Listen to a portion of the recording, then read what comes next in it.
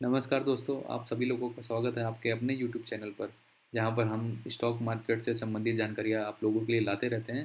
तो आज की जानकारी कुछ उन नए युवाओं के लिए जो स्टॉक मार्केट से जुड़ते जा रहे हैं। तो सबसे पहले हम डिस्कस करेंगे कि हाउ स्टॉक मार्केट वर्क्स, मतलब स्टॉक मार्केट कैसे कामकाज करते हैं।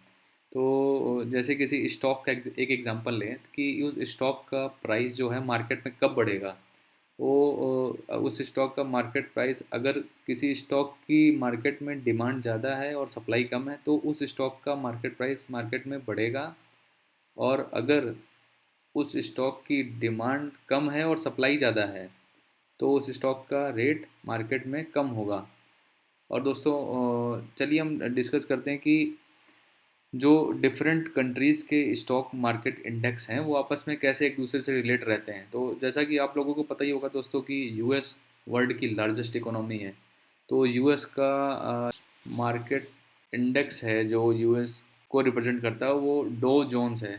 जैसा कि आप लोग तो जितने भी अदर कंट्रीज़ के स्टॉक मार्केट इंडेक्स हैं, उनका सभी का सभी जो सेंटीमेंट है, ग्लोबल सेंटीमेंट है, वो इसी मेन इंडेक्स पे डिपेंड करता है, क्योंकि US is the largest economy in the world currently.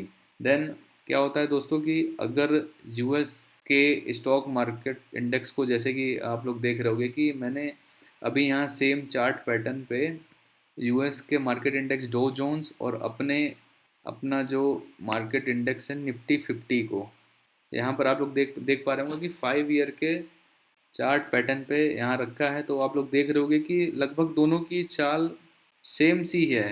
ये कुछ 1 डेढ़ साल का अगर आप छोड़ दें, जैसा कि आपको नज़र आ रहा होगा, तो जो निफ्टी 50 है, रेड कलर का इंडेक्स है, उसने यूएस के मार्केट इंडेक्स को आउट परफॉर्म करा है।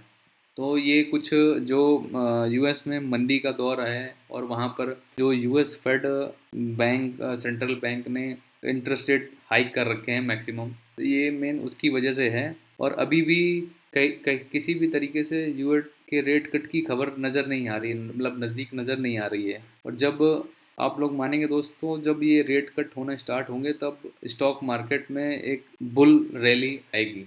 तो चलिए, और बाकी क्या फैक्टर्स हैं जो स्टॉक मार्केट्स को चलाते हैं या कैसे स्टॉक मार्केट्स आपस में एक दूसरे से कोरिलेट होकर के चलते हैं। तो एक दोस्तों साइट देख पा रहे होंगे कि ये साइट दोस्तों investing.com है। मतलब जनरली इन्वेस्टर्स या ट्रेडर्स इसको यूज़ करते हैं अपने डे टू डे की ट्रेडिंग या इन्वेस्टिंग को लेने के लिए। आप लोग देख पा रहे हो जैसे इसमें दूसरी कंट्रीज़ के भी, सारे कंट्रीज़ के, जैसे बोवेस्पा हो गया, ये ब्राज़ील का स्टॉक मार्केट इंडेक्स हो गया, जर्मनी का स्टॉक मार्केट इंडेक्स हो गया।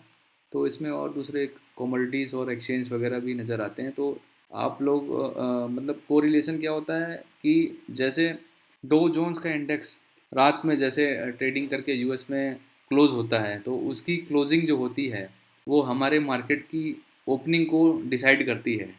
मतलब 70 to 80% ये केस फॉलो होता है। जो हमारे चैनल में नए लोग या नए बंदे जो स्टॉक मार्केट में जुड़े हुए हैं उनकी जानकारी के लिए मैं बता दे रहा हूँ। आप लोग भी ये देख लेना ट्रैक करके कि यूएस मार्केट का इंडेक्स डो जोन्स जिस क्लोजिंग पे बंद हो रहा है और हमारे निफ्टी 50 की ओपनिंग जो 9:15 पे रहेगी, मतलब 70 to 80% केसेस में वो उसको फॉलो करेगा।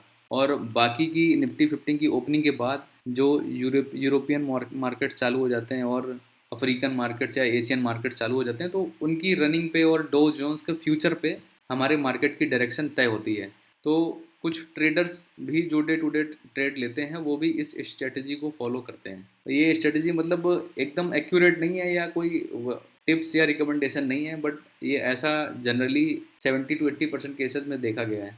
और बाकी का हमारे निफ्टी 50 का इंडेक्स भी आप ट्रैक कर सकते हैं, गिफ्ट निफ्टी के नाम से आता है। तो आप लोग इसमें moneycontrol.in जो रेडली अवेलेबल है साइट गूगल पे, आप उसमें फॉलो करके हमारे निफ्टी 50 के फ्यूचर को भी आसानी से ट्रैक करते हैं कि निफ्टी 50 का फ्यूचर मंडे को कैसा ओपन होगा। और जो एक और पॉइंट है दोस्तों, जो हमारे मार्केट की डायरेक्शन को शॉर्ट टर्म में तय करता है, वो है फॉरेन इन्वेस्टर्स की खरीदारी या बिकवाली कैसे कर रहे हैं फॉरेन इन्वेस्टर्स या डोमेस्टिक इन्वेस्टर्स। जो आप लोग यहाँ पर देख पा रहे होंगे कि फॉरेन इन्वेस्टर्स और डोमेस्टिक इन्वेस्टर्स ने हमारे अप्रैल मंथ में नेट फॉरेन इन्वेस्टर्स अपना माल इन्होंने बेचा है अप्रैल मंथ में, और DIAS डोमेस्टिक इन्वेस्टर्स ने मतलब 12,000 करोड़ का माल इन्होंने खरीदा है। तो एक तरीके से जैसा कि रिटेल इन्वेस्टर्स ने काफ़ी पैसा डोमेस्टिक इन्वेस्टर्स के हाथों में दे करके उनके हाथों को मजबूत कर दिया है, तो काफ़ी हद तक हमारा बाज़ार संभला हुआ है। और इसके नीचे अगर आप जाएंगे तो आप लोगों को मंथली मंथली भी दिखेगा कि ये आपको मंथ वाइज दिख जाएगा कि मार्च मंथ में और फरवरी मंथ में, नवंबर मंथ में फॉरेन इन्वेस्टर्स ने फरवरी और जनवरी मंथ में खूब माल बेचा हुआ है, और मार्च मंथ में कुछ थोड़ा सा ख़रीदा था। और आप लोग देख रहे होंगे कि अपोजिटली डोमेस्टिक इन्वेस्टर्स ने अपना पार्टिसिपेशन काफ़ी हद तक बढ़ाया हुआ है, और इन्हीं के पार्टिसिपेशन की वजह से ही हमारा बाज़ार अभी तक संभला हुआ है। ऑल टाइम हाई पर हम ट्रेड कर रहे हैं, जबकि आप लोग देख रहे होंगे कि और यूरोपियन कंट्री या एशियन कंट्री के इंडेक्स अभी भी मतलब ऑल टाइम हाई से काफ़ी करेक्टेड हैं। तो दोस्तों ये कुछ फैक्टर्स होते हैं जो हमारे मार्केट की डायरेक्शंस को तय करते हैं, और मैं आशा करता हूँ कि आपको थोड़ा कुछ बहुत समझ में आया होगा कि हमारे मार्केट्स कैसे रन करते हैं, और ऐसे ही इन्फॉर्मेटिव वीडियो मैं आप लोगों के लिए और फ्यूचर में लाता रहूँगा। और मैं आप लोगों से आशा करता हूँ कि ये वीडियो आप लोगों को पसंद आया होगा। आप लोग इसको प्लीज़ लाइक एंड शेयर कीजिए। जय हिंद, जय भारत दोस्तों।